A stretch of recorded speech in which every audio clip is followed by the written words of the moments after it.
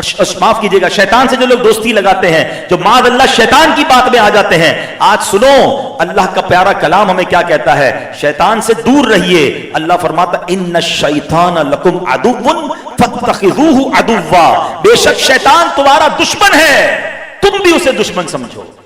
شیخ ابو الحسن عراقی رحمت اللہ تعالی علیہ بہت بڑے بزرگ گزرے ہیں، کہتے ہیں میں نے زندگی میں جب سے بالغ ہوا ہوں لیلۃ القدر کو پایا ہے۔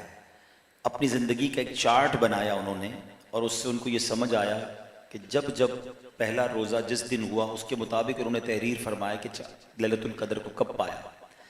تو فرماتے ہیں جب پہلا روزہ اتوار کو ہوا تو میں نے لیلۃ القدر کو 29ویں شب میں پایا۔ تو اس بار پاکستان میں پہلا روزہ اتوار کو ہوا ہے، تو بہت ممکن ہے کہ آج کی رات بھی لیلۃ القدر ہو۔ بہرحال ہم اللہ سے دعا کرتے ہیں کہ رب کریم ہم سب کی مغفرت فرمائے، ہمارے گناہوں کو معاف فرمائے۔ رمضان جدا ہونے کو ہوئے میرے مولا، اگر ابھی تک ہماری بخشش نہیں ہوئی تو اپنے کرم سے ہماری بخشش فرما۔ نبی پاک علیہ الصلوۃ والسلام سے یہ سوال ہوا بی بی عائشہ صدیقہ رضی اللہ تعالی عنہا نے کہ حضور میں لیلۃ القدر کو پالوں تو کیا پڑھوں؟ تو میرے آقا نے فرمایا پڑھو اللہم انک عفو کریم تحب العفو۔ حدیث میں الفاظ ہیں اللہم انک عفو تحب العفو فاعف عنی۔ تو آئیے مل کر 3 بار یہ دعا پڑھ لیتے ہیں انشاءاللہ۔ اللہم انک عفو کریم تحب العفو فاعف عنا یا غفور یا غفور یا غفور۔ اللہم انک عفو کریم تحب العفو فاعف عنا یا غفور یا غفور یا غفور۔ اللہم انک عفو کریم تحب العفو فاعف عنا یا غفور یا غفور یا غفور۔ آمین یا رب العالمین۔ دعا بڑی پیاری ہے، میسج بھی بڑا پیارا ہے اس میں۔ اللہم انک عفو، اے اللہ تو معافی کو پسند کر، تو معاف کرنے والا ہے۔ اللہم انک عفو، اے اللہ تو عفو ہے، معاف کرنے والا ہے۔ تحب العفو، معافی کو پسند کرتا ہے۔ فاعف عنی، اے اللہ مجھے بھی معاف کر دے۔ کیا پیارا انداز ہے، لیکن اس میں میسج کیا ہے؟ اللہ سے عرض کر رہے ہو کہ اللہ مجھے معاف کر دے، تو معافی کو پسند بھی کرتا ہے۔ کیا ہم نے اللہ کے بندوں کو معاف کر دیا؟ نہیں، ہم انتظار میں بیٹھے ہیں، بدلہ لیے بیٹھے ہیں، دشمنیاں پال کے بیٹھے ہیں، اور اللہ سے کہہ رہے ہیں اللہ مجھے سارے گناہ معاف کر دے۔ خود بتاؤ نا یہ کیسی معافی ہے؟ مزہ کیا ہے؟ اللہ سے عرض کریں مولا میں تو بندہ، میں چھوٹا سا انسان، لوگوں نے دل بھی دکھایا، زیادتیاں بھی کیں، ظلم بھی کیے، اے اللہ میں نے سب کو معاف کر دیا، تو سب سے بڑا معاف کرنے والا ہے، اللہ تو بھی مجھے معاف کر دے۔ پھر دعا کتنی پیاری بن جائے گی۔ تو اگر ابھی تک دل میں دشمنیاں ہیں، رشتہ داریاں کاٹی ہوئی ہیں، تعلق توڑے ہوئے ہیں، تو معافی ان کو معاف کریں، تعلقات کو بحال کریں، پھر دعا مانگیں، انشاءاللہ رحمتوں کے دروازے کھل جائیں گے۔ اللہ آج کی رات ہم سب کی مغفرت فرمائے۔ آج آپ سے کیونکہ رمضان رخصت ہونے کو ہے تو کچھ اسی حوالے سے باتیں کرنی ہیں۔ رمضان ہمارے لیے اللہ کی طرف سے ایک شاندار مہمان، اور یہ ایک ایسا کمال کا مہمان ہے جو محشر کے دن بھی اپنی قدر کرنے والوں کو بھولتا نہیں ہے۔ روایتوں میں مضمون ملتا ہے کہ رمضان اور قرآن اللہ کی بارگاہ میں شفاعت کریں گے۔ رمضان اللہ سے کہے گا مولا میں نے دن میں روزے کی وجہ سے اس کو اس کی خواہشات سے روکا، کھانے پینے سے روکا، اور قرآن کہے گا مولا میں نے رات اس کو آرام کرنے سے روکا۔ اب دیکھیں نا افطار کرنے کے بعد سب کا جی چاہتا ہے تھوڑا ریسٹ کریں، مگر قرآن کی محبت، نماز کی محبت، لوگ تراویح پڑھنے آ جاتے ہیں، آرام سے رک گئے نا۔ تو قرآن اور رمضان اللہ کی بارگاہ میں شفاعت کریں گے، اور سبحان اللہ اللہ کریم ان کی شفاعت مسلمانوں کے حق میں قبول فرمائے گا۔ اب غور کریں، ہم جو کہتے ہیں نا روز محشر ہمیں بخشوانا، یہ بخشش کروائے گا انشاءاللہ، مگر کس کی؟ جس نے رمضان کی قدر کی ہوگی۔ تو یہ کمال کا مہمان ہے۔ اب دنیا میں آپ کے گھر پر یا آپ کے پاس کوئی بڑی عظیم شخصیت آئے، کوئی بڑا مہمان آ جائے، کوئی آپ کو بڑا پیار ہو جس سے، تو آپ کیا کہتے ہیں ملاقات ہو ہی گئی ہے تو کوئی تحفہ تو دے دیں، یادگار کوئی ہمارے پاس آپ کی کوئی نشانی بچ جائے۔ آج کل تو لوگوں نے نشانی کے لیے سیلفی بنا لی کہ حضرت آپ سے ملاقات ہوئی ہے تو ایک تصویر ہو جائے، ہر کسی کو سیلفی لینی ہے، پتہ نہیں بخار کب ختم ہوگا۔ بہرحال لیکن اب رمضان کے ساتھ تو سیلفی نہیں لے سکتے ہو نا، تو رمضان کا تحفہ کیا ہے؟ کوئی تحفہ، کوئی رمضان سے چیز تو لے لو جو پورا سال یاد رمضان ملتی رہے۔ تھوڑا سا غور کریں نا تو رمضان نے 3 چیزوں کا ہمیں الحمدللہ بڑا پیارا عادی بنایا. ایک روزے کا، ایک نماز کا، اور ایک قرآن کا. تلاوت قرآن ماشاءاللہ لوگوں نے کی، نمازیں پڑھی اور روزے رکھے. اچھا اب روزے تو رمضان کے علاوہ فرض ہیں نہیں، لیکن نفلی روزے رکھنے منع بھی نہیں ہے. تو کیا ایسا نہیں ہو سکتا کہ ہم رمضان کے بعد بھی ایک تو یاد رمضان بھی ہو جائے اور ہفتے میں ایک دن پیر والے دن روزہ رکھ لیا کریں کہ میرے آقا کی سنت ہے. نبی پاک سے پوچھا گیا حضور آپ ہر پیر کو روزہ کیوں رکھتے ہیں؟ تو فرمایا پیر والے دن میری ولادت ہوئی تھی اس لیے روزہ رکھتا ہوں. لوگ کہتے ہیں میلاد کیوں مناتے ہو؟ میرے آقا ہر ہفتے اپنا میلاد منایا کرتے تھے. آج بھی مدینہ شریف جائیے، ہر پیر اور ہر جمعرات آج بھی مسجد نبوی شریف میں آپ کو سفرے ملیں گے، دسترخوان ملیں گے جہاں لوگ افطار کرتے ہیں. اس کا مطلب اہل مدینہ آج بھی روزہ رکھتے ہیں. تو جس کو اللہ توفیق دے ہفتے میں 2 ہفتے بعد کم از کم کچھ نہ کچھ نفلی روزے رکھتے رہیں. ویسے بھی جو یہ شش عید کے روزے ہیں شوال میں، یہ 6 روزے ضرور رکھ لیجئے گا کہ روایتوں میں آتا ہے جو رمضان کے روزے رکھے اور 6 شوال کے روزے رکھ لے اس کو پورا سال روزے رکھنے کا ثواب ملتا ہے. عید والے دن روزہ نہیں رکھیں، اس کے بعد پورے شوال میں کبھی بھی رکھ لیں. یہ بھی مسکنسیپشن ہے کہ جناب دوسری عید کو اور اسے لگاتار رکھنے ہیں، ایسی شرط نہیں ہے. آپ پورے شوال میں کبھی بھی رکھ لیں. سیکنڈ عید سے لوگ اس لیے رکھنا شروع کر دیتے ہیں کہ چلیں عادت بنی ہوئی ہے تو روٹین میں ہو جائیں گے. لیکن اگر کوئی نہیں رکھ سکتا، کوئی ٹریول کر رہا ہے یا کوئی اور معاملہ ہے، عید کے بعد بھی آپ کچھ دنوں بعد شروع کر سکتے ہیں. اور ایک ساتھ رکھنا بھی ضروری نہیں ہے. اس کی ایک بڑی پیاری لاجک بھی علماء نے بیان کی. اللہ کریم کی بارگاہ سے ایک نیکی کا ثواب کتنے گنا ملتا ہے؟ 10 گنا. 1 مہینے کے روزے رکھے تو کتنے مہینے کے روزے ہو گئے؟ 10 مہینے کے. اب 6 روزے رکھیں گے تو وہ کتنے مہینے کے روزے ہو گئے؟ 60 دن کے. تو سبحان اللہ 36 آلموسٹ جو آپ نے روزے رکھے، اس کی برکت یہ ہے کہ اس کی برکت سے پورے 360 دن پورے 12 مہینے روزے رکھنے کا ثواب مل جاتا ہے. تو شوال کے روزے ضرور رکھیے گا. تو یہ ایک تو روزے کو کنٹینیو کس طرح کرنا ہے. پھر آتے ہیں قرآن. ماشاءاللہ تلاوت تراویح میں آپ نے سنا، کچھ خوش نصیبوں نے گھروں میں بھی تلاوت کی، تراویح کے علاوہ بھی قرآن پڑھا، ویری گڈ. مگر اب کیا پلان ہے کہ رمضان کے بعد قرآن بند، اب اگلی رمضان میں دیکھیں گے. کیا ہمیں معلوم ہے کہ اگلی رمضان تک ہم زندہ رہیں گے؟ قرآن سے قریب کر گیا مجھے اور آپ کو رمضان. مزہ یہ ہے کہ اب میں پورا سال قرآن پڑھنے والا بن جاؤں نا. اور قرآن ایک ایسی چشمہ ہدایت ہے، ایک ایسی کتاب ہے جس کا ہر حرف رحمت بھرا ہے. بندہ پڑھے تو رحمت بارش ہونا شروع ہو جاتی ہے. رحمتوں کی بارش میں وہ نہانا شروع کر دیتا ہے، فرشتے نازل ہوتے ہیں. ایک بار حضرت اسید رضی اللہ عنہ کا واقعہ ہے. آپ تلاوت کر رہے تھے سورہ بقرہ کی، تو آپ کے گھر کے باہر آپ کا گھوڑا بندھا ہوا تھا اور بچہ کھیل رہا تھا. جیسی تلاوت شروع کی نا گھوڑا اچھلنا شروع ہو گیا. آپ کو ٹینشن ہوئی کہ یار یہ گھوڑا بچے کو نقصان نہ پہنچا دے. آپ نے تلاوت موقوف کی، گھوڑا بھی کام ڈاؤن ہو گیا، خاموش ہو گیا. آپ نے پھر تلاوت کی، پھر گھوڑا اچھلنا شروع ہو گیا. 2-3 بار ایسے ہی ہوا. جیسے ہی قرآن کی تلاوت روکتے تھے گھوڑا خاموش ہو جاتا تھا، کام ڈاؤن ہو جاتا تھا.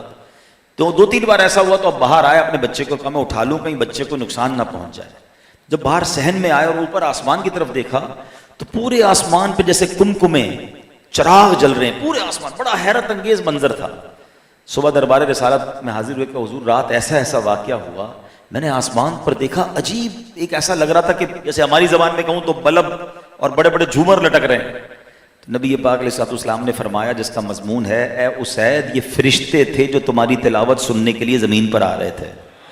اگر تم تلاوت جاری رکھتے تو صبح شہر والے سارے لوگ مل کر فرشتوں کا دیدار کر لیتے. تو یہ ہے قرآن. گھر میں پڑھو تو گھر میں فرشتے نازل ہوتے ہیں، کاروبار پر پڑھو تو وہاں فرشتے نازل ہوتے ہیں، لیکن قرآن پڑھنے کا ذوق ہی ختم ہو جاتا ہے. تو رمضان سے قرآن کا تحفہ لے کر جانا ہے. قرآن ایک ایک آیت زندگی بدلنے والی ہے. ایسا امپیکٹ کریٹ کرتی ہے نا قرآن کی آیتیں. کاش میں اور آپ پڑھنے والے بنے. میں آپ کو ایک واقعہ سناتا ہوں. ایک صحابی رسول نبی پاک علیہ الصلوۃ والسلام کی بارگاہ میں آئے، بالکل نئے نئے مسلمان ہوئے تھے. تو پیارے آقا علیہ الصلوۃ والسلام نے کچھ ارشاد فرمایا کہ ان کو قرآن سکھاؤ. ایک صحابی کی ڈیوٹی لگائی کہ ان کو قرآن سکھائیں. اب ذرا غور کریں، اسلام قبول کرنے کے بعد پہلا کام کیا ہوتا تھا کہ قرآن سکھایا جاتا تھا.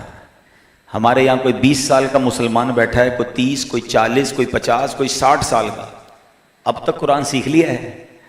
وہاں اسلام قبول کرتے ہی جناب قرآن سکھایا جا رہا ہے، اور ہم 50 سال کے ہو گئے، ہم نے ابھی تک قرآن پڑھا ہی نہیں ہے پراپر. جس کو قرآن پڑھنا کہیں، سمجھنا کہیں، انڈرسٹینڈ کرنا کہیں. ہمارا معاملہ بڑا عجیب ہے. ہم میں سے اب تقریباً لوگ وہ ہیں جو مسلمان پتہ ہے کیوں ہیں؟ کہ ماں باپ مسلمان تھے، پیدا ہوئے مسلمان گھرانے میں تو مسلمان ہو گئے. مسلمان بننے کے لیے کوئی اسٹرگل تو کی نہیں, کوشش تو کی نہیں, خود ہی خود مسلمان ہو گئے نا, اللہ نے مہربانی کی, ماں باپ مسلمان تھے. لیکن ہم نے اپنے ایمان کو اسٹرانگ کرنے کے لیے کیا کیا؟ ہم نے اس ایمان کو انہینس کرنے کے لیے کیا کیا؟ اس کو اس مثال سے سمجھیے کہ ایک بندہ ہو جس کے والد صاحب کا انتقال ہو جائے اور 1 کروڑ روپے وہ اس کے لیے ورثے میں چھوڑ کے چلے جائے. وہ 1 کروڑ روپے تجوری میں رکھے اور بیٹھ جائے ہاتھ پہ ہاتھ رکھ کے کہ اسی سے کھاتا رہوں گا, زندگی گزاروں گا. تو عقل مند لوگ کیا کہیں گے؟ بھائی 2 5 10 سال میں ختم ہو جائیں گے یہ پیسے, بہتر یہ کہ اس پیسے کو کہیں کاروبار میں لگاؤ, پیسے بڑھاؤ. دنیا میں سمجھ آ رہا ہے. میں اور آپ ورثے میں مسلمان بن گئے. ایمان بڑھانے کے لیے کیا کیا؟ ایمان مضبوط کرنے کے لیے کیا کیا؟ یعنی ہم تو تجوری میں ایمان رکھ کے بیٹھے رہے کہ بس ہے نا مسلمان. بھائی مسلمان ہونے کے بعد ہم نے اور ایمان کے لیے کیا سیکھا کہ بھائی کن چیزوں سے ایمان مضبوط ہوتا ہے, قرآن کیا کہتا ہے, حدیث کیا کہتی ہے. کتنی حدیثیں ہیں نبی پاک کی کہ تم میں سے کوئی اس وقت تک کامل مومن نہیں ہو سکتا. یہ پورا ایک چیپٹر ہے, ایک بار نہیں, جگہ جگہ نبی پاک نے فرمایا کہ مومن ہونے کے لیے ضروری ہے, مومن ہونے کے لیے یہ ضروری ہے, کامل مومن یہ ہوتا ہے. کبھی کوشش کی کہ ہم علماء سے پوچھیں کہ حضرت میرا ایمان مضبوط رہے, میں پکا مسلمان بن جاؤں. مسلمان تو بن گیا, اما ابا نے بنا دیا, میں کیسے اپنے طور پہ اسلام اپنے ایمان کو مضبوط کر سکتا ہوں؟ قرآن پاک کی ایک آیت ہے جس کا جز ہے یا ایھا الذین آمنوا آمنوا, اے ایمان والو ایمان رکھو. اب یہ علماء نے بحث کی کہ ایمان والے تو ہیں, پھر یہ آگے پھر آمنو کیوں کہا گیا؟ اس کا مطلب یہ کہ کلمہ تو پڑھ لیا, اب اس کے تقاضے بھی پورے کرو, ایمان کو مضبوط کرو. اصل میں ایمان مضبوط نہ ہونے کی وجہ سے نقصان پتہ کیا ہو رہا ہے؟ مسلمان تو ہیں مگر کیوں مسلمان ہیں؟ ایمان کی شرائط کیا ہیں؟ کن چیزوں کے بارے میں ہم نے جناب بات نہیں کرنی ورنہ ایمان سے باہر ہو سکتے ہیں؟ کون کون سے عقائد مضبوط ہونے چاہیے؟ پڑھا ہی نہیں, سیکھا ہی نہیں. اور اس کی وجہ سے نقصان کیا ہو رہا ہے کہ آج ایک سوشل میڈیا پر ویڈیو آ جائے نا ہم کنفیوز ہو جاتے ہیں, یار پتہ نہیں ہم صحیح ہیں کہ نہیں ہیں, پتہ نہیں ہمارا یہ عقیدہ ٹھیک ہے کہ نہیں, کیونکہ اپنا عقیدہ خود تو پڑھا نہیں ہے. سوشل میڈیا پہ خبر آ گئی تو ہم ٹینشن میں آ گئے. بھائی پہلے آپ اتنے مضبوط ہونے چاہیے تھے. مثال کے طور پہ آپ کو کوئی کہے کہ آپ مثال کے طور پہ بہادر آباد میں رہتے ہیں اور آپ کے بارے میں کوئی ویڈیو بنا دے کہ بھائی یہ بندہ ڈیفینس میں رہتا ہے, تو آپ کیا کریں گے؟ ہنسنا شروع کر دیں گے, بے وقوف کو پتہ ہی نہیں ہے میں کدھر رہتا ہوں, کیونکہ آپ کو 100% شیور ہے نا کہاں رہتے ہیں. ٹھیک ہے, آپ 3 بھائی بہن ہیں, کوئی آ کر کہ اس کے 15 بھائی بہن ہیں, آپ پھر ہنسنا شروع کر دیں گے بے وقوف آدمی, اس کو کیا پتا ہم 3 ہیں, غلط بات کر رہا ہے, بند کرو, بیکار آدمی ہے. Because you are dead sure, you know about yourself. اسی طرح مجھے اپنے ایمان کے بارے میں پتا ہونا چاہیے تھا, اپنے عقائد کے بارے میں پتا ہونا چاہیے تھا. کوئی آ کے بات کرے, بندہ بولے بے وقوف آدمی, اس کو پتا کیا ہمارا عقیدہ کیا ہے, ہمارا دین کیا کہتا ہے, قرآن کیا کہتا ہے, حدیث کیا کہتا ہے, پتا کچھ نہیں ہمیں, نہ ہم نے اس کو سمجھنے اور سیکھنے کی کوشش کی, اور سارا دن کنفیوز. ہمیں لوگ ویڈیو بھیج رہے ہوتے ہیں, حضرت اس کے بارے میں بتائیں. یار آپ کو یہ بھی نہیں پتا صدیوں سے مسلمان کس طرح وتر کی نماز پڑھ رہے ہیں, ایک ویڈیو آ جائے سارے کنفیوز, پتہ نہیں ہم وتر صحیح پڑھ رہے ہیں نہیں پڑھ رہے. بھائی حدیثیں بہت ساری ہیں, روایتیں بہت ساری ہیں, مگر علماء نے اس میں صحیح احادیث نکالی, اس سے مسائل کا استنباط کیا, پورا فقہ ڈیولپ کیا. فقہ حنفی پر ہم عمل کرنے والے ہیں, تو ایسا تھوڑی ہے کہ فقہ شافعی والے کے پاس دلائل نہیں ہیں, فقہ حنبلی والوں کے پاس دلائل نہیں ہیں, فقہ مالکی سب کے پاس دلائل ہیں, حدیثیں ہیں, آیتیں ہیں, روایتیں ہیں. انہوں نے اپنے طور پر اپنے فقہ کو مرتب کیا. ہمارے امام جو ان سب سے افضل امام ہیں, امام اعظم ابو حنیفہ نے فقہ کو مرتب کیا. دنیا بھر میں کروڑوں لوگ حنفی ہوئے, لاکھوں علماء ان کے مقلد ہوئے, اور آج جناب کوئی ایک چھوٹا سا کلپ آتا ہے, ہمارے لوگ پریشان ہو جاتے ہیں, یار یہ بھی تو روایت ہے, یہ بھی تو حدیث ہے, ہم ٹھیک کر رہے ہیں غلط کر رہے ہیں, اتنے کمزور ہو یار. تو یہ وہی والی بات ہے کہ دین سیکھنے کا ٹائم نہیں, قرآن پڑھنے کا ٹائم نہیں, حدیث سیکھنے کا ٹائم نہیں. دنیا بھر کی پوسٹیں پڑھ رہے ہوں گے, روزانہ کتنے گھنٹے موبائل پر گزرتے ہیں. یار روز کی 3-4 آیتیں ہی پڑھ لیتے تو آج میں یہ کہہ رہا ہوتا تو آپ ہاتھ اٹھاتے, حضرت پورا قرآن پڑھ لیا ہم نے تفسیر کے ساتھ, 3 بار پڑھ لیا ہے. پڑھ لیا تو سبحان اللہ, بہت اچھی بات ہے, ضروری تھا پڑھنا. اور جس نے نہیں پڑھا وہ سوچے کہ میں اپنے ساتھ کر کے آ رہا ہوں, اب تو مرنے کا ٹائم آ گیا, کتنا جیئیں گے؟ کیا بغیر قرآن سیکھے دنیا سے جائیں گے؟ نبی پاک کے پاس صحابی آئے, پیارے آقا نے سب سے پہلے حکم کیا دیا؟ قرآن سکھاؤ. اب قرآن کی کلاس لگی, آئے ہائے, پڑھانے والے صحابی رسول ہوں تو سورہ زلزال انہوں نے اس کی تعلیم دی. آئے ہائے, قرآن کی یہ سورت ضرور پڑھیے گا. آج کل زلزلہ آیا ہوا ہے نا تھائی لینڈ کی طرف, لوگ ویڈیوز دیکھ رہے ہیں, شیئر کر رہے ہیں, کتنا خوفناک زلزلہ ہے, 7.7 میگنیٹیوڈ, جتنے مسلمان اس میں شہید ہوئے, اللہ سب کی مغفرت فرمائے. مگر آپ کو پتا ہے کہ ایسا ارتھ کویک آئے گا جیسا پہلے کبھی نہیں آیا ہوگا.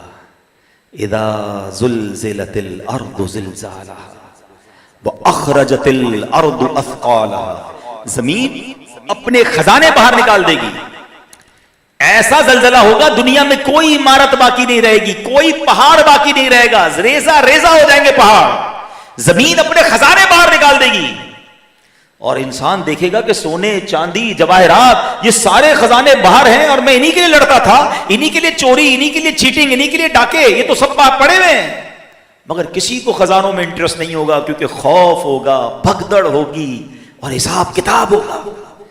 پڑھے تو صحیح قرآن, سمجھے, ہل جاتا ہے آدمی. اس طرح اللہ نے قرآن کے اندر جو ہے وہ قیامت کو بیان کیا, محشر کو بیان کیا, جنت کو بیان کیا, دوزخ کو بیان کیا, اپنے پیاروں کے واقعات بیان کیے, قوموں پر عذاب کیوں آئے بیان کیے.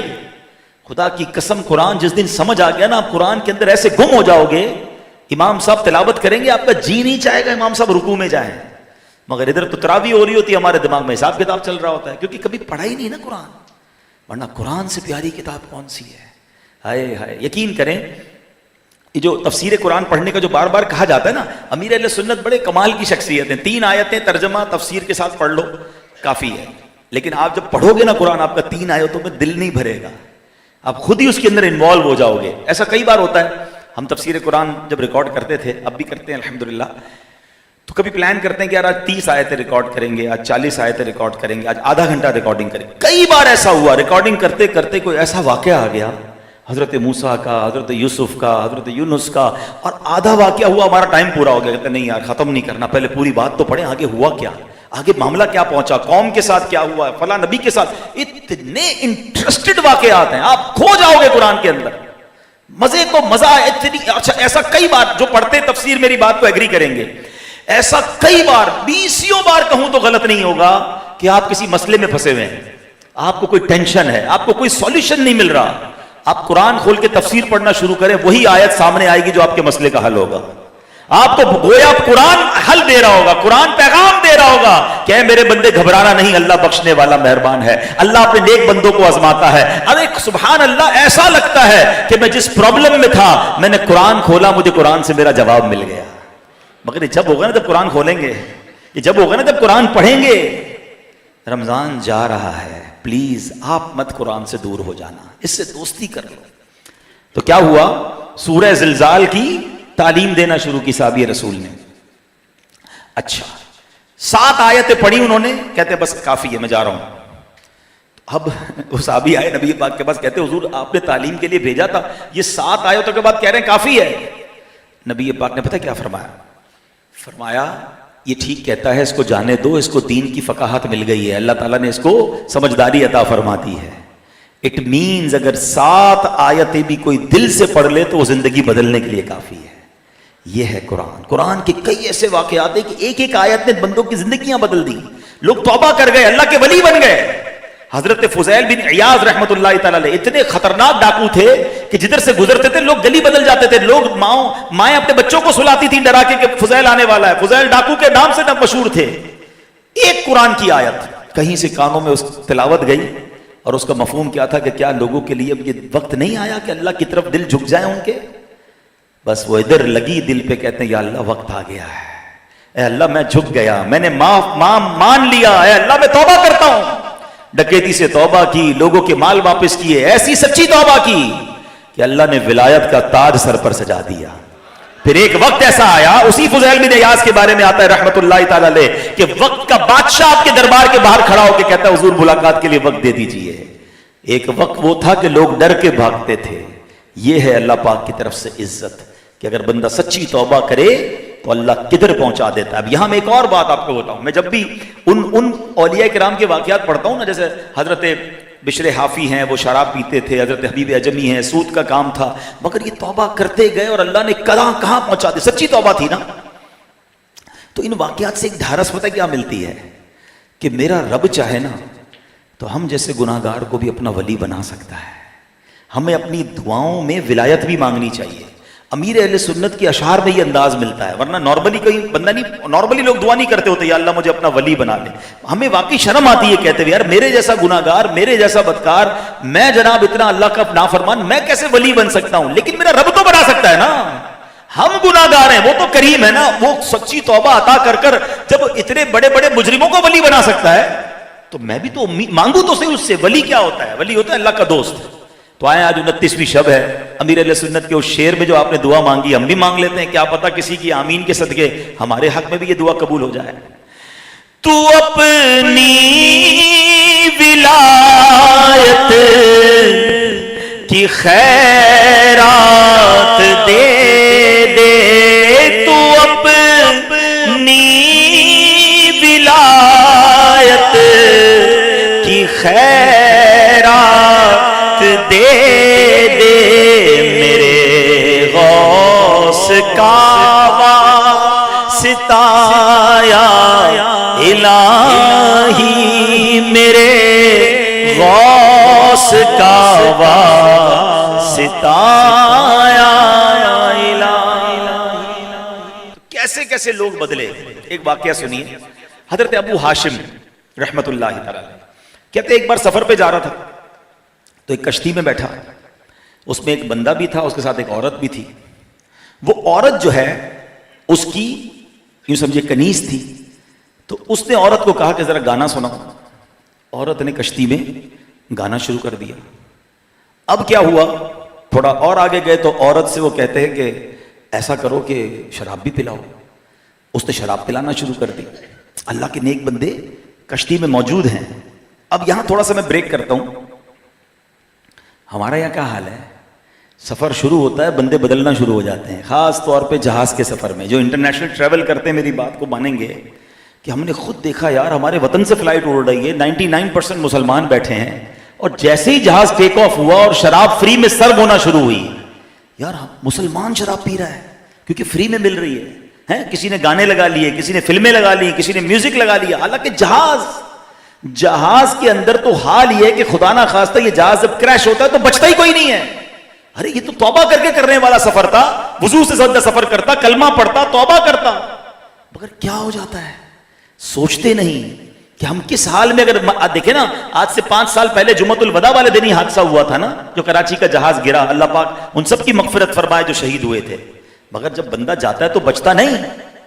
تو آج پتہ نہیں کیا ہو جاتا ہے, یعنی مسلمانوں کو یہ خیال ہی نہیں آتا کہ میں مسلمان ہوں بھائی, ہوا میں ہوں تو بھی مسلمان ہوں. فری میں کوئی کیا مجھے شراب دے گا میں شراب پی لوں گا, میں نے کرنا کیا ان حرام چیزوں کو. اب وہاں بھی یہی ہوا, نوجوان کو جو بندہ تھا اس نے عورت کو کہا شراب پلاؤ, شراب پی. اب جب وہ شراب وراب پی لی اس نے تو حضرت ابو ہاشم کی طرف دیکھ کر کہتا ہے آپ کے پاس بھی کوئی گانا ہے تو آپ بھی سنائیں. اب وہ اللہ والے تھے, انہوں نے کیا کیا, انہوں نے قرآن پڑھنا شروع کر دیا. اور قرآن کی کچھ صورتیں تو ایسی ہیں جس کا ایسا ردم ہے, اس کی ایسی لے ہے کہ بندہ ایسا لگتا ہے رحمت کے دریا میں بہتا جا رہا ہے. اب انہوں نے قرآن پاک کی سورت کون سی سلیکٹ کی, سورہ تکویر, جس کے بارے میں آتا ہے جس کو اپنی آنکھوں سے دیکھنا ہو قیامت کیسے طاری ہوگی, وہ سورہ انشقاق, سورہ تکویر, سورہ انفطار کی تلاوت کرے, ترجمہ پڑھے. آپ بلیو کریں ان تینوں سورتوں کو ترجمہ اور تفسیر پڑھیں, آپ کے رونگٹے کھڑے ہو جائیں گے. اس ڈیٹیل کے ساتھ اللہ نے قیامت کو بیان کیا. اب آپ نے پڑھنا شروع کیا. آپ کیا پڑھتے ہیں ذرا سنیے گا. اس شخص کے سامنے اذا الشمس كورت واذا النجوم انكدرت واذا الجبال سيرت. ترجمہ کیا ہے, جب سورج کو لپیٹ دیا جائے گا, جب تارے جھڑ پڑیں گے, جب پہاڑ چلائے جائیں گے. اب وہ شخص جو ہے رونے لگا. اب جب قرآن کی آیت پر آپ پہنچے وَإِذَا الصُّحُفُ نُشِرَتْ, اور جب نامہ اعمال کھولے جائیں گے, زارو کتار رونے لگا. اپنی کنیز کو کہتا ہے اللہ کی رضا کے لیے تم آزاد ہو. اپنی ساری شراب کشتی سے پانی میں بہائی. اب حضرت سے کہتا ہے حضور بڑے گناہ, بڑی خطائیں, کیا میری بھی کوئی معافی ہو سکتی ہے؟ اللہ اکبر, اللہ والے تھے. قرآن کیسا یاد تھا, آپ نے قرآن سے ہی رپلائی دیا ان اللہ یحب التوابین ویحب المتطہرین. بے شک اللہ بہت توبہ کرنے والوں سے محبت فرماتا ہے اور خوب صاف ستھرے رہنے والوں کو پسند فرماتا ہے. بس اس بندے نے یہ سنا اور سچی توبہ کر لی. اگر میں اور آپ بھی قرآن اس انداز سے پڑھنے والے بن جائیں, قرآن کہاں بگڑنے دے گا, قرآن کدھر جانے دے گا, باندھ کے رکھے گا قرآن انشاءاللہ ہمیں. مگر دوستی تو کرو نا قرآن سے. آج دوستی ہے تو موبائل فون سے ہے. کسی کا موبائل لے لو ایسا لگتا ہے اس کی سانس لے لی ہے. مسجد میں اگر لگاتے نا جیمر کہ جناب جو مسجد میں آئے گا اس کا موبائل نہیں چلے گا, آدھے ہو جائیں گے. یعنی بھائی آدھا گھنٹہ بیان میں موبائل کے بغیر کیسے جائیں گے؟ یعنی موبائل ایسا لگتا ہے ہمارا کوئی آکسیجن لے لیتا ہے. یہ جتنے سافٹ ویئر آپ اور میں روز سینکڑوں بار آن کرتے ہیں نا, جب قبر میں جائیں گے تو سارے آف لائن ہو جائیں گے. ہو سکتا ہے کچھ دوست ڈھونڈنے کو بھی نکلیں کہ یار 2 دن ہو گئے واٹس ایپ آن لائن نہیں ہو رہا, فیس بک پہ کوئی پوسٹ نہیں ڈالی ہے, not on line from last 2-3 days, check تو کرو بندہ کدھر گیا. یہ تو ہر وقت آن لائن ہوتا تھا. تو تھوڑے 2-3 دن بعد جواب ملے گا بندہ ہی آف لائن ہو گیا ہے, بندہ قبر میں چلا گیا, اس لیے آن لائن نہیں ہو رہا. جب میں اور آپ قبر میں جائیں گے نا, سارے سافٹ ویئر آف لائن, مگر آپ کو پتا ہے قرآن قبر میں بھی آن لائن ہوگا. میں نہیں کہہ رہا, حدیث پاک کا مضمون ہے. جو روزانہ رات کو سورہ ملک پڑھ لے, یہ سورہ ملک اسے عذاب قبر سے بچائے گی, قبر میں آ کر وہ سورت بچائے گی. قرآن محشر کے دن کیسے آن لائن ہوگا؟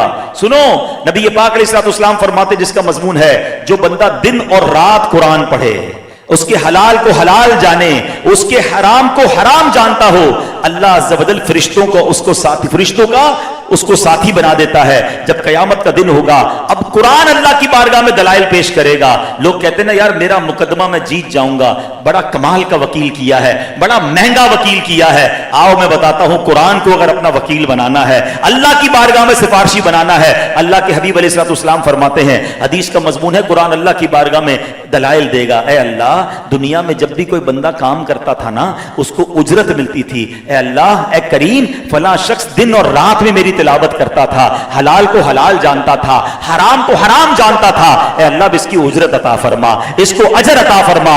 اللہ کریم بندے کو کرامت کا لباس پہنائے گا, تاج شاہی پہنائے گا. بندے سے نہیں پوچھے گا, اللہ قرآن سے پوچھے گا, حل ردیتا, اے قرآن تو راضی ہے؟ قرآن کہے گا مولا کچھ اور بھی عطا فرما دے. اے اللہ, اس بندے کو اور عطا فرما. سبحان اللہ. اب اس بندے کو بادشاہت, اور فرمایا اس بندے کو بادشاہت کے ساتھ جنت عطا کر دی جائے گی. اللہ قرآن سے پوچھے گا حل ردیتا, اے قرآن اب تو راضی ہے؟ قرآن کہے گا ہاں میرے مولا, اب میں راضی. مبارک ہو اسے جو صبح و شام قرآن پڑھتے ہیں. نیت کر لو نا, یہ حدیث سن لی نا, کہ روزانہ دیکھیں ہم آفس جاتے ہیں, اسکول جاتے ہیں, کاروبار پہ جاتے ہیں, نارملی ہم شاور لے کر جاتے ہیں, وضو ہوتا ہے, ٹھیک ہے نا, اور نہیں ہے تو چلیں آج سے کرنا شروع کر دیں, اور کچھ نہ کچھ جاتے جاتے قرآن کھول لیں. اللہ توفیق دے تو سورہ یاسین پڑھ لیں, 4-6 آیتیں پڑھ لیں, 10 آیتیں پڑھ لیں, اور قرآن کو چومیں. مجھے اچھی طرح یاد ہے ہمارے نگران شورا نے ایک بڑا کمال کا کام کیا. ایک بہت بڑی شخصیت دوسرے ملک میں رہتے, ان سے پوچھا آپ قرآن روز پڑھتے ہیں؟ کہتے نہیں. تو آئی صاحب نے ان کو کہا ایسا کریں, روز آفس پہ جایا کریں نا, صبح صبح شاور تو لیتے ہیں, کہاں بالکل, تو کہا جاتے تھے قرآن کو چوم کے جایا کریں. اچھا, میں سوچنے لگا یار قرآن پڑھنے کا کہا نہیں, صرف چومنے کا کہا. تھوڑے دنوں بعد اس شخصیت نے بتایا, کہا یار آپ نے کمال کا فارمولہ دیا. میں 3-4 دن تو چوم کے گیا, پھر سوچا یار بغیر پڑھے جا رہا ہوں, تو اب میں روز کچھ نہ کچھ پڑھنے لگ گیا. قرآن کی اپنی اٹریکشن ہے, آپ قرآن کو ہاتھ تو لگاؤ, پڑھ لو, قرآن کو دوستی تو کرو نا. چلے آپ 2-3 آیتوں سے صبح کریں. حدیث میں کیا فرمایا, دن اور رات میں قرآن پڑھنے والا قرآن وکیل بن جائے گا, قرآن اللہ سے بخشش کروائے گا.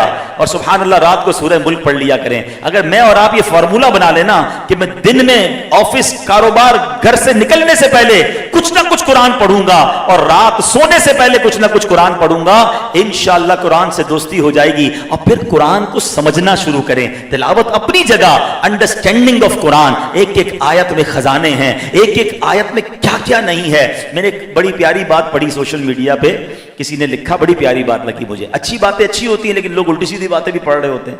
اس نے لکھا کہ جناب دنیا میں ایسی بہت ساری چیزیں ہیں جس کا نام لو تو منہ میں پانی آ جاتا ہے, یعنی اس کے نام میں امپیکٹ ہے, آپ کی باڈی پر وہ امپیکٹ کر رہا ہوتا ہے. فرمایا جب دنیا کی چیزوں کے نام میں اتنا امپیکٹ ہے تو جو اللہ اللہ اللہ کرتا رہے, تلاوت قرآن کرے, بے شک وہ پڑھتا رہے گا, اس کے دل میں نور داخل ہو جائے گا.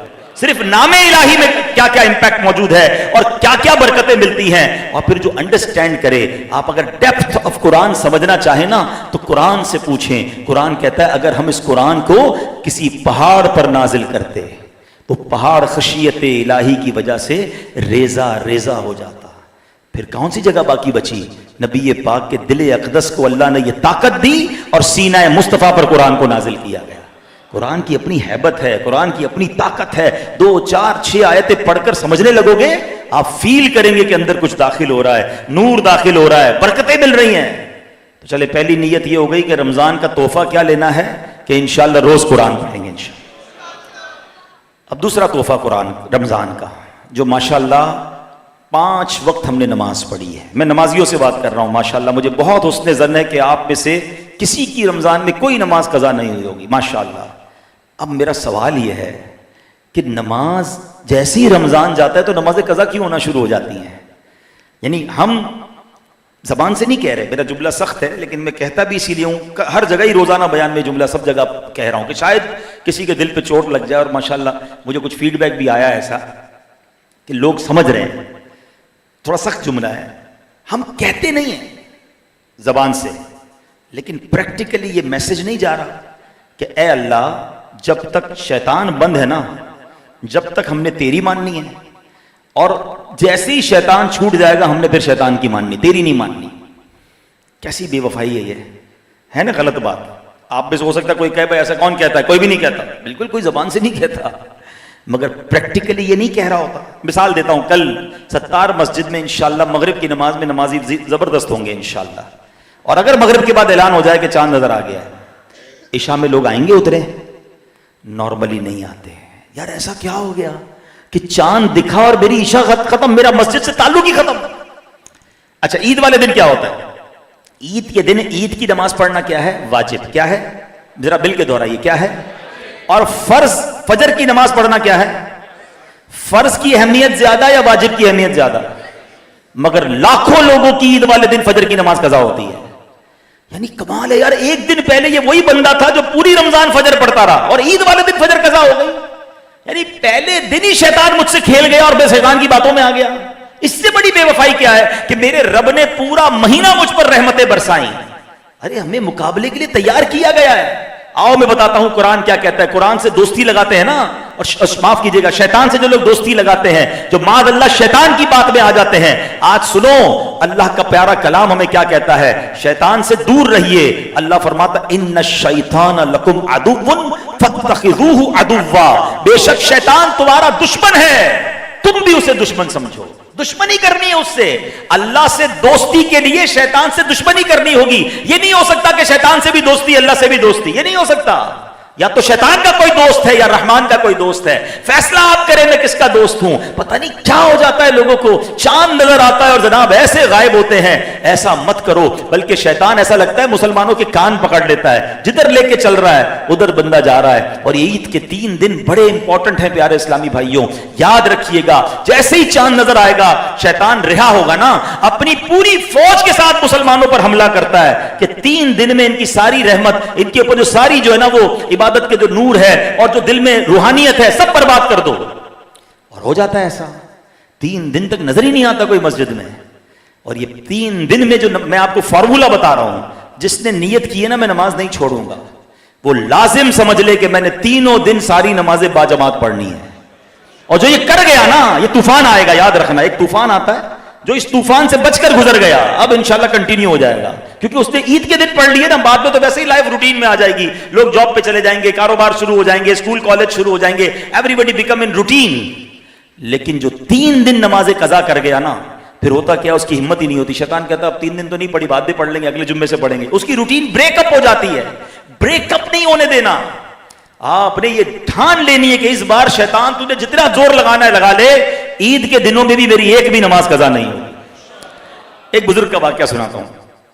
ایک نیک شخص کی شیطان سے ملاقات ہوئی، وہ بندہ بڑا عقل مند تھا۔ شیطان سے کہتا ہے کہ اے ابلیس یہ بتا میں تیرے جیسا کب بن سکتا ہوں؟ شیطان کہتا ہے یہ کون آ گیا جو میرے جیسا بننا چاہتا ہے؟ تو بہر بس اس نے نیک آدمی نے کہا مجھے یہ پسند ہے، تم سوال کا جواب دو، میں اگر تیرے جیسا بننا چاہوں تو کیسے بن سکتا ہوں؟ شیطان ہو سکتا ہے خوش ہوا ہو کہ چلو کوئی تو ملا جو میرے جیسا بننا چاہ رہا ہے۔ اس نے کہا کہ میرے جیسا بننا بڑا آسان ہے، بس 2 کام کر لو۔ نمبر 1 نمازوں میں سستی کیا کرو، نمبر 2 جھوٹی یا سچی قسمیں بس زیادہ کھایا کرو، قسمیں کھایا کرو ہر بات میں، تم میرے جیسے بن جاؤ گے۔ وہ نیک شخص تھا، کہتا ہے میں اللہ پاک سے وعدہ کرتا ہوں کہ آئندہ یہ دونوں کام نہیں کروں گا۔ شیطان کہتا ہے مجھے کسی نے بھی ایسا دھوکہ نہیں دیا، اب میں بھی وعدہ کرتا ہوں کبھی کسی آدمی کو نصیحت نہیں کروں گا۔ مگر ہمارا کام تو ہو گیا، اب غور کر لو، ادھر قرآن کہہ رہا ہے کہ شیطان کو دشمن سمجھو، اور ہم یہ 2 کام میں کتنے انوالو ہیں۔ نمازوں کی سستی تو اتنی عام ہے۔ نبی پاک شب معراج جب تشریف لے گئے نا، پیارے آقا نے ایک عذاب دیکھا تھا کہ لوگوں کے سر کچلے جا رہے ہیں بڑے بڑے پتھروں سے، سر کچلتا تھا بعد میں ٹھیک ہو جاتا، پھر پتھر پھینکتے پھر کچلتا پھر ٹھیک ہو جاتا۔ نبی پاک نے جبریل امین سے پوچھا ہے جبریل یہ کون لوگ ہیں؟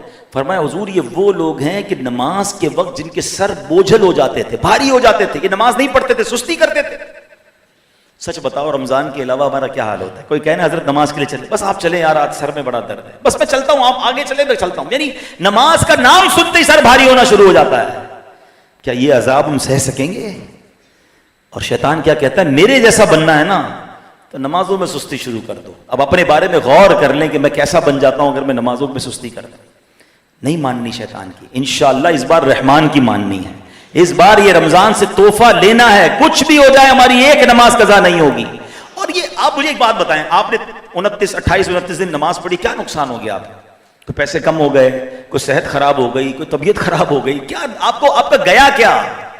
آپ کو بہت کچھ ملا ہے. چہروں پر نور آنا لگ گیا ہے، وضو کر کے فریش ہونے لگ گئے ہیں، اللہ سے دوستی ہونے لگ گئی ہے، روز 5 بار اللہ سے باتیں کر رہے ہو آپ. نماز کیا ہے؟ اللہ کی بارگاہ میں حاضری ہے. بزرگان دین نماز سے پیار کتنا کرتے تھے. مفتی امجد علی اعظمی رحمۃ اللہ تعالی علیہ، اتنے بڑے عالم، صدر الشریعہ انہیں کہا جاتا ہے، بہار شریعت جنہوں نے لکھی. ایک بار کوئی بیماری ہوئی آپ کا، غالباً کوئی آپریشن وغیرہ ہوا، بلکہ نہیں بیماری ہوئی تو آپ بے ہوش ہو گئے. ظہر کا وقت شروع ہوا، بے ہوش رہے، عصر کے وقت میں آپ کو ہوش آیا. جیسے ہی ہوش آیا نا، پہلا سوال یہ کیا نماز کا ٹائم باقی ہے؟ کسی نے بتایا حضور ظہر کا وقت چلا گیا ہے، عصر کا وقت شروع ہو گیا. آپ کی آنکھوں سے آنسو نکلنا شروع ہوئے. تو پوچھا کہ حضور تکلیف ہو رہی ہے آپ کو؟ کہا بہت تکلیف ہو رہی ہے کہ میری نماز قضا ہو گئی. کہا حضور آپ تو مفتی ہیں، اگر کوئی بندہ بے ہوش ہے اور اس کی نماز چلی گئی تو اس پہ پکڑ نہیں ہے؟ فرمایا پکڑ کی بات نہیں ہے، ایک وقت اللہ کی بارگاہ میں حاضری سے محروم رہ گیا. یہ نماز کو جو سمجھ لینا کہ اللہ کی بارگاہ میں آپ کو حاضری کا موقع مل رہا ہے. یہ 5 وقت نماز پڑھنا نعمت کتنی بڑی ہے پتہ ہے؟ ایک بار پیارے آقا علیہ الصلوۃ والسلام نے بڑی پیاری اگزامپل کے ذریعے سمجھایا. صحابہ سے سوال کیا، یہ بتاؤ کسی بندے کے گھر کے باہر نہر ہو اور وہ 5 بار اس میں غسل کرے، کیا اس کے جسم پر کوئی میل رہے گا؟ 5 ٹائم. اپنے گھر میں بھی شاور پہ بھی 5 بار غسل کرے تو بندے تو بولے پانی ختم کرے گا بھائی، کتنا نہائے گا، بہت ہو گیا بھائی. 5 بار نہر میں غسل کرے. آقا فرماتے کوئی میل رہے گا؟ کہ حضور کوئی میل نہیں رہے گا. فرما یہی حال نماز کا ہے. جو بندہ 5 وقت نماز پڑھتا ہے، 5 بار اللہ کی رحمت کے دریا میں غوطہ لگاتا ہے، اس پر کوئی گناہ باقی نہیں بچتا ہے. یہ گناہوں سے پاک کرنے والی یہ نماز. تو بس پلیز دل پر جو ہے نا ایسا غم طاری ہوتا ہے نا کہ جب دیکھتے ہیں نا کہ وہ کدھر گئے نمازی، کیوں نمازیں قضا کرتے ہیں، کیوں شیطان کی بات مان لیتے ہیں. تو اس بار ایسا نہیں کریں گے، نماز پابندی سے پڑھیں گے انشاءاللہ. یعنی یہ رمضان آپ کے لیے ایسا گفٹ بن جائے. ہو سکتا ہے آپ کے گھر والے، آپ کے دوست کہیں آپ کو، یار کمال ہو گیا 5 ٹائم نماز. تو کہ بس رمضان مجھے تحفہ دے کر گیا ہے، میں نے نماز نہیں چھوڑنی ہے. اب اس پہ ایک چیز ضرور ہوگی جو ابھی سے بتا دیتا ہوں. ابھی شیطان بند ہے نا تو میں ساری باتیں بتا دیتا ہوں. وہ بھی قید میں سوچ رہا ہوگا یار میرے سارے راز تو یہ بتا رہے ہیں. اس نے کرنا یہ ہے کہ ہم نماز پڑھتے نا، ہم نے کچھ دوست ایسے رکھے ہوئے ہیں جو ہمیں پڑھنے نہیں دیتے. ہم جو نیک نہیں بنتے نا، میں کئی بار سوچتا ہوں یار ماشاءاللہ یہ ینگسٹر بچے اعتکاف میں بیٹھتے ہیں، مسجد میں آتے ہیں، پھر اس کے بعد 27ویں کو سب مل کے ہم رو رو کے توبہ کرتے ہیں، اور پھر چاند نظر آتا ہے سارے بھاگ جاتے ہیں. اور یہ سالانہ پرابلم ہے، ہر سال دعا بھی کرتے ہیں، توبہ بھی کرتے ہیں اور چلے بھی جاتے ہیں. تو یہ کیوں ہوتا ہے؟ اس کا مطلب توبہ کرتے وقت ہم جھوٹے نہیں ہوتے، اللہ کی رحمت سے دل سے لوگ توبہ کرتے ہیں. مگر دوست وہ بنائے ہیں کہ رمضان کے بعد نماز پڑھیں تو مذاق اڑانا شروع کر دیتے ہیں. خیریت تو ہے، مولوی ہو گیا ہے بھائی، جمعہ پڑھ لینا ٹھیک ہے، کتنی نمازیں پڑھے گا. یعنی مجھے بتائیں وہ دوست کس کام کے جو مجھے نماز نہیں بننے دے رہے. اگر آپ نے واقعی نیک بننا ہے تو آپ کو اچھے دوست اپنانے ہوں گے، آپ کو برے دوست کو چھوڑنا ہوگا. اچھا دنیا میں یہ سب سمجھ آتا ہے. مثال کے طور پہ کسی کو باڈی بنانی ہو نا، وزن لوز کرنا ہے، ورک آؤٹ کرنا ہے، تو وہ کہتا ہے یار نہاری پائے والے دوستوں سے دور رہو، وہ والے دوست ڈھونڈو جو ورزش کرتے ہیں، وہ ڈائٹنگ کرتے ہیں، ان کے ساتھ رہوں گا، جم جاؤں گا تو میری بھی باڈی ٹھیک ہو جائے گی، کیونکہ ان کے ساتھ رہ کے میں اپنی باڈی ٹھیک نہیں کر سکتا. آپ چھوڑ دیتے ہیں ان لوگوں کو اور ان کے ساتھ اٹھنا بیٹھنا شروع کرتے ہیں جو آپ کو ڈائٹ پلان دیتے ہیں. بالکل اسی طرح اسکول کالج میں اگر اچھے نمبر لانے ہیں تو آپ کیا کرتے ہیں؟ یار اس بندے کو پکڑو جس کے نمبر اچھے آتے ہیں، جو روز اسٹڈی کرتا ہے، اس کے ساتھ بیٹھو. یہ جو گھومنے پھرنے والے دوست ہیں نا، یہ مجھے خود بھی نہیں پڑھیں گے، مجھے بھی نہیں پڑھنے دیں گے. اچھا ان تمام چیزوں میں دماغ سمجھ آ رہا ہے. اور نیک بننے کے معاملے میں کیا ہے کہ یار نیک بننا ہے مگر شرابی دوست نہیں چھوڑنے ہیں، نمازی بننا ہے مگر جواریوں کی کمپنی بھی چاہیے. کیسے ہوگا یار؟ 2 اور 2 4 والا فارمولا ہے. آپ اپنے ساتھ زیادتی کر رہے ہو. آپ خود نیک اس لیے نہیں بن رہے کہ آپ کمپنی چینج نہیں کر رہے. آپ نیک دوست اپنا لیں جن کو دیکھ کر آپ کو نماز پڑھنے کا جی چاہے. روایتوں میں آتا ہے دوست وہ ہوتا ہے جس کو دیکھ کر خدا یاد آ جائے. یار ایک تو دوست ایسا بنا لو نا کہ جس کو دیکھوں تو مجھے خدا یاد آ جائے. ہم نے دوست کیسے بنائے؟ جس کو دیکھ کر سنیما یاد آتا ہے. جس کو دیکھ کر ہمیشہ کو الٹا ہی کام یاد آتا ہے, اس کے پاس ہمیشہ کو الٹا ہی فارمولا ہوتا ہے. ہم جاتے ہیں بڑے مزے آ رہے ہیں, الٹی چیزیں جب بتاتا ہے ہم موج کر رہے ہیں. نمازیں قضا نہیں ہوں گی تو کیا ہوگا, نومست بھی تو ہے نا. پلیز اچھے دوست ڈھونڈیں. اب آپ بولیں یار ایسے پرفتن دور میں دوست کہاں اچھے ملیں گے, ہے نا دعوت اسلامی کا ماحول, ایک سے ایک ماشاءاللہ ہیرے ہیں. ان کے قریب ہوں تو نماز پڑھنے کو جی چاہتا ہے, عشق رسول ملتا ہے, خوف خدا ملتا ہے, قافلوں میں جائیں بہت سارے دوست بن جائیں گے. بننا چاہیں تو آپ بولے میں گھر میں رہوں میرا وزن کم ہو جائے, بھائی آپ جم جاتے ہیں یا واک کرتے ہیں, دوڑ لگاتے ہیں, اپنا وزن کم کرنے کی کوشش کرتے ہیں, گھر بیٹھے بیٹھے دعا کرتے ہو جاتا ہے. اللہ چاہے تو سب کرنے پہ قادر ہے, مگر اسباب بھی تو ہے نا. نیک بننا ہے تو تھوڑی تو اسٹرگل کریں, تھوڑی تو کوشش کریں, پھر دیکھیں اللہ کریم کیسے رحمت کی نظر فرماتا ہے. تو یہ آپ نے ضرور کرنا ہے انشاءاللہ. دوسرا اب انشاءاللہ کل رات ہو سکتا ہے کہ چاند نظر آ جائے, یہ جب بھی پرسوں کل رات ہوگی یا پرسوں رات, یہ ہے لیلۃ الجائزہ. یہ رمضان کے بعد بڑی امپورٹنٹ نائٹ ہے لیلۃ الجائزہ. جائزہ کہتے ہیں انعام کی رات. یہ ساری رات انعامات کی رات ہے. ایک حدیث ہے جس کا مضمون ہے اللہ فرشتوں سے پوچھتا ہے. اب فرشتے اللہ سے پوچھتے ہیں اے اللہ ان مزدوروں کا کیا فیصلہ ہوا جنہوں نے اپنی مزدوری پوری کی, ہمارے بارے میں سوال کرتے ہیں اللہ سے. اللہ فرماتا ہے فرشتوں گواہ ہو جاؤ میں نے ان سب کی بخشش فرما دی. اللہ فرشتے کہتے ہیں یا اللہ وہ لیلۃ القدر کی رات, فرمایا نہیں وہ لیلۃ الجائزہ. حدیث کا مضمون ہے کہ وہ لیلۃ, صحابہ کرام کہتے ہیں حضور یہ جو رات بخشش والی ہے کہ اللہ پورے رمضان میں جتنے لوگوں کو بخشتا ہے اس کے برابر اس رات میں بخشتا ہے, کون سی رات, کیا وہ لیلۃ القدر ہے؟ فرمایا وہ رمضان کی آخری رات ہے جو عید الفطر سے پہلے والی رات ہے, خاص رات. اور اس رات کیا ہوتا ہے, چاند دکھتے ہی بازار فل, بلکہ بازار تو آج بھی فل ہے. میں آج تیسرا بیان کرنے آیا ہوں, مجھے پتا ہے میرا کیا حال ہوا ہے شہر کراچی میں. ہر طرف ٹریفک ہے, پبلک روڈوں پہ ہے. وہ جناب شاپنگ سینٹر آباد ہے. میں سوچتا رہا یار آج تو تاک رات ہے, یہ تو مسجد میں گزارنے والی رات تھی. عورتیں مرد سب مل کر عجیب طوفان مچا ہوا. کل پتہ نہیں چاند کے بعد کیا کرنا ہے لوگوں نے. یہ لیلۃ الجائزہ اللہ کو راضی کرنے والی رات ہے. آپ اگر زیادہ عبادت نہیں کر سکتے نا تو سو جانا, غلط جگہ پر مت جانا جہاں آنکھیں حرام دیکھیں, جہاں کان میوزک, ابھی سے میوزک چلنا شروع ہو گئے ہیں کئی شاپنگ سینٹر کے باہر. میں سوچ رہا تھا یار ان کو شرم نہیں آتی اپنا مال بیچنے کے لیے تاک رات کو آپ میوزک اور گانے بجا رہے ہو. یار کیا کرو گے, تھوڑے کیا میوزک دیکھ کر گھاک آئیں گے, مگر نہیں ہے, دل میں قدر ہی نہیں ہے رمضان کے حوالے سے. بھائی عید آ رہی ہے, بھائی عید یہ نہیں. اچھا چلے میں آخری بات کر لوں, بس وہ بھی دل کے درد کی باتیں, وہی والی بات کرتا بار بار. ہو سکتا ہے کچھ لوگ میرا بیان روز سن رہے ہو کہ عبدالحبیب بھائی روز ہی ایک بات کرتے ہیں. میں اسی لیے ہر جگہ جا کے ایک بات کر رہا ہوں. یار کوئی ایک بھی میری بات دل میں میرا سودا خرید لے گا تو شاید میرے لیے کوئی مغفرت کا ذریعہ بن جائے گا. عید خوشی دینے والا کون ہے؟ عید کی خوشی, عید کی خوشی کون دیتا ہے؟ ایک سوال کرنا چاہتا ہوں, یہ کیسی خوشی ہے کہ میں راضی, میرے گھر والے راضی, میرے دوست راضی, اور خوشی دینے والا رب ناراض. یہ خوشی بنتی ہے؟ سچ بتاؤ یار. دنیا میں کیا ہوتا ہے, مجھے کوئی تحفہ دے میں شکریہ ادا کرتا ہوں, یار یہ ناراض نہیں ہونا چاہیے. مجھے کوئی نوکری دلا دے میں اس کا خیال کرتا ہوں. کوئی قرضہ دے دے تو ہمیشہ خیال رکھتا ہوں, یار اس نے مشکل وقت میں ساتھ دے. دنیا میں جو میرے ساتھ اچھا برتاؤ کرے میں اس کا شکریہ بھی ادا کرتا ہوں اور اس کو راضی کرتا ہوں, اور ہونا بھی یہی چاہیے.